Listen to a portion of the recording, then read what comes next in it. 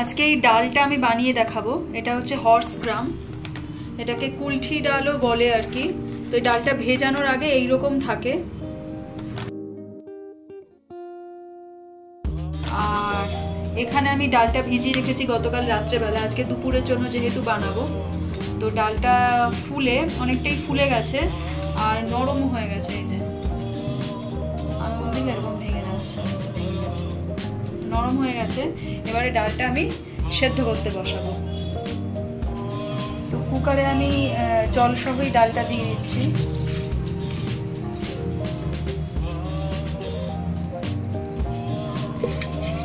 আর একটু জল দেব, আর 1 বাটি মতো জল ঢেলে দিলাম। একটু লবণ দিয়ে দিচ্ছি সেদ্ধ করার সময়।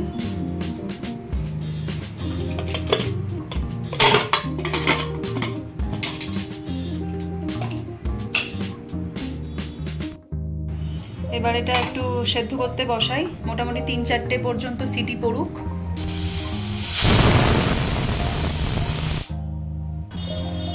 তো এটা 8 থেকে 9টা আমি সিটি দিয়ে নিয়েছি। এবার মুখটা খুলে নেব।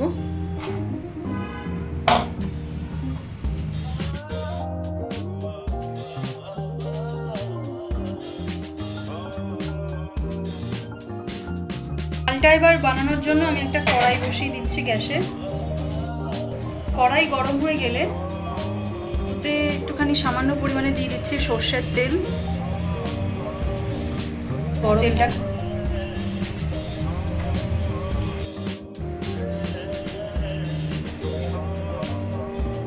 তেলটা গরম হয়ে গেলে হচ্ছে জিরে,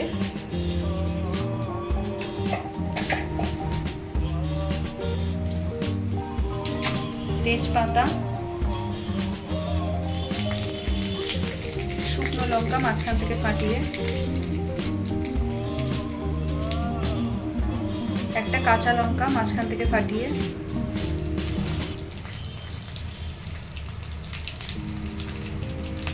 আর তেলটা যাতে না ছেটে তার জন্য একটুখানি হলুদ গুঁড়ো একটু নাড়িয়ে নেই।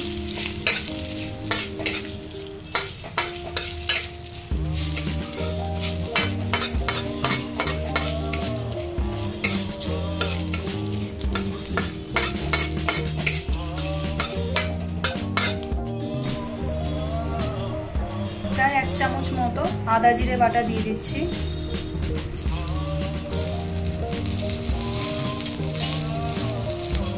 কষিয়ে নেব।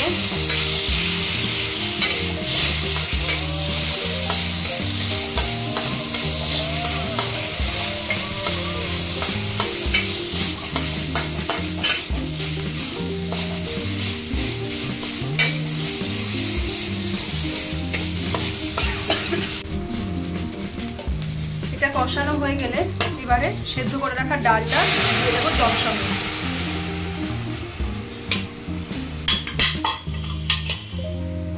প্রেসার কুকারে একটু লেগে রয়েছে।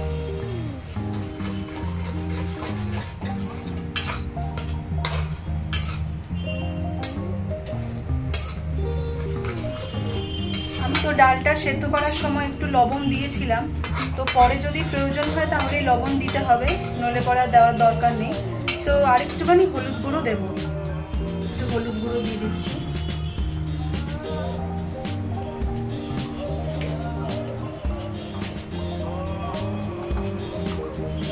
ধনে গুঁড়ো দিচ্ছি। জিরে বাটা যেহেতু দেওয়া আছে তাই আমি আর জিরে গুঁড়ো দিলাম না।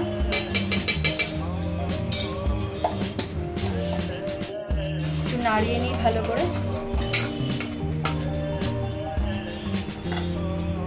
ঢাকা চাপা দিয়ে দেব।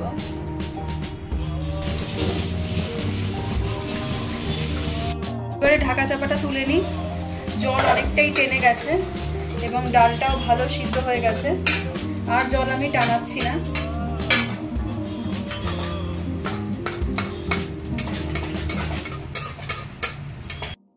আমি জল আর টানাচ্ছি না, এরকমই রাখছি।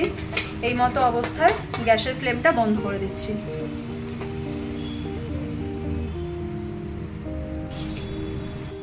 যাদের বডিতে হিমোগ্লোবিন লেভেল কম এবং হিমোগ্লোবিন লেভেল কম থাকায় মেনস্ট্রুয়াল সাইকেলেও প্রবলেম হয়, তারা কিন্তু এই ডালটা নিতে পারেন। শুধুমাত্র মহিলাদের জন্য বলছি না, অনেক সময় ছেলেদের বা বাচ্চাদেরও হিমোগ্লোবিন লেভেল কম দেখা যায়, তো তারাও কিন্তু এই ডালটা ডায়েটে রাখতে পারেন। এবং যাদের স্কিনের এবং চুলের সমস্যা আছে তারাও চাইলে এই ডালটা ডায়েটে কিন্তু অন্তর্ভুক্ত করতে পারেন। আশা করি আপনারা উপকার পাবেন।